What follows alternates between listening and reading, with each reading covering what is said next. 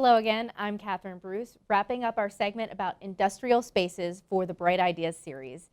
Sitting down with us today is John Temple, a division segment manager for lighting at 3E.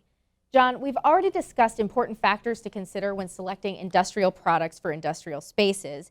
Can you tell us a little bit about the failures you're seeing in the market today when customers choose the cheapest product on the market? Yeah, the most common failure reason that we're seeing, especially in industrial, is due to high ambient temperature.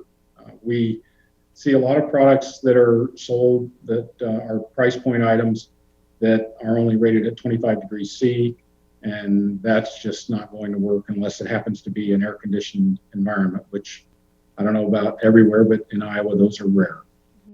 And how often are you seeing those failures, and to what extent? Well, thankfully, we personally haven't experienced many. We tend to stress very strongly to select products that have higher ambient temperature ratings for those applications. But we have on occasion had someone that managed to sell some that were lower temp ratings. And when that happens, it's a problem because in most cases, the manufacturer of either the driver or the fixture are saying that the fixture was misapplied. They'll point to their temperature rating and say, sorry, it's not our problem. So some differences, are there differences that you see in the brands of the products for industrial lighting fixtures? Oh, most definitely. Typically we'll see on the better quality products, the name brand products tend to be, most will have a lower end specification, but they have products that will have that higher end spec that will have a 50, 55 degree C rating, have higher surge suppression built into it. Those are the key components that are likely to be a problem in an industrial environment. So what are you looking for or what makes a quality industrial product for you? Yeah, the driver selection, the heat sinking that's involved with it, how are they dealing with the heat that's internally generated? Depending on the environment too, you might want to go with something that's a sealed product versus an open product. We've had, products that were misapplied in very dusty environments and they fail quickly just because they fill up with dust. So you want to be careful about that as well. But our biggest failure issue has been heat. Solid state components do not like heat. It will kill them very quickly. Right. Which we always try to get people to look at in situ or testing that is with the fixture in the environment that it's going to be in, not just the manufacturer's LM79 or LM80 test data. Mm-hmm, mm-hmm. So let's say a customer has selected a lower quality product for their industrial space and they're experiencing a failure. What are some of the obstacles that you've had to face in that situation to get it resolved? Well, again, we've had few because we don't typically let the guys sell those sorts of products. But in the instances where it has happened, the fixture manufacturer pointed to the driver manufacturer and the driver manufacturer pointed to the fixture manufacturer. A little bit of this. And, yeah, exactly. And in one instance that I know of, we ended up having to replace all the fixtures at our own expense because the manufacturer would not honor the warranty. There have been instances where businesses have gone out. They just disappear because it's like 2 years later and the product warranty was 5 years or maybe some cases 10, and the fixture manufacturer has gone out of business or opened under a new name. Mm-hmm. So you're kind of pointing to my next question there was, is there a big difference or what are some of the differences between dealing with an import company versus more of a major conglomerate manufacturer?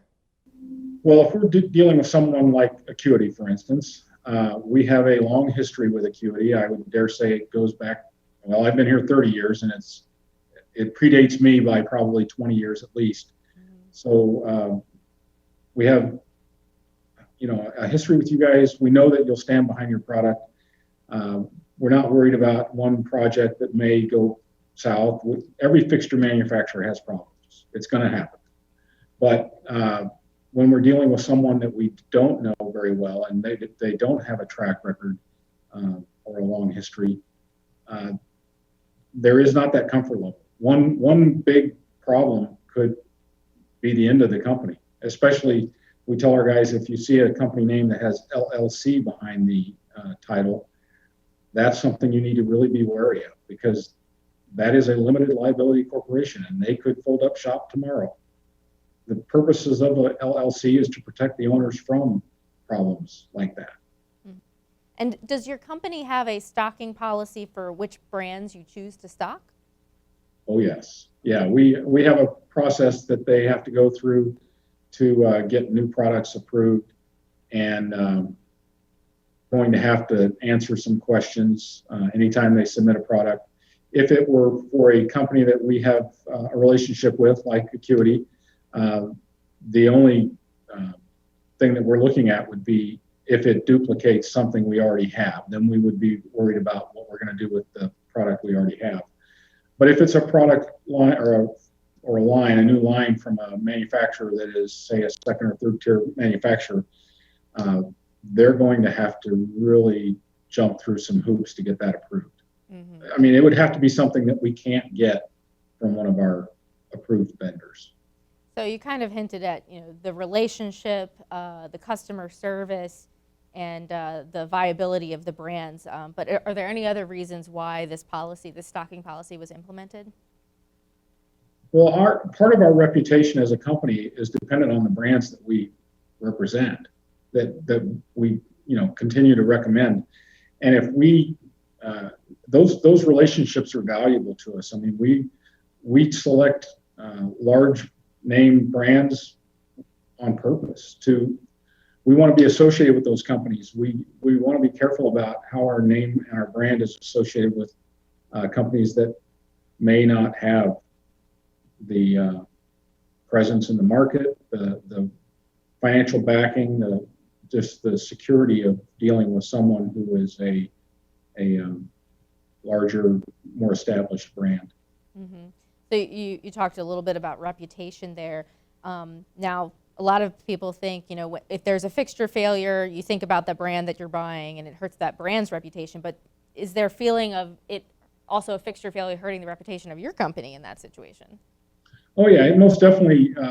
It can negatively impact us. But as I mentioned before, there isn't a manufacturer out there that doesn't suffer from some product failures from time to time. It happens. These are electronic components. There are going to be issues. It's all in how you deal with those issues. And if you can resolve it quickly and in an equitable manner with the customer, you gain standing from those sorts of dealings. But it's when it's like pulling teeth trying to get the thing resolved or to get an equitable outcome. That's when you lose valuable points on your reputation. All right. Well, thank you, John, for joining us today. I appreciate the customer's perspective that you brought. In our next episode of Bright Ideas, we're going to switch gears. We'll chat with some lighting industry educational experts to talk about the best ways to educate your customers and influencers.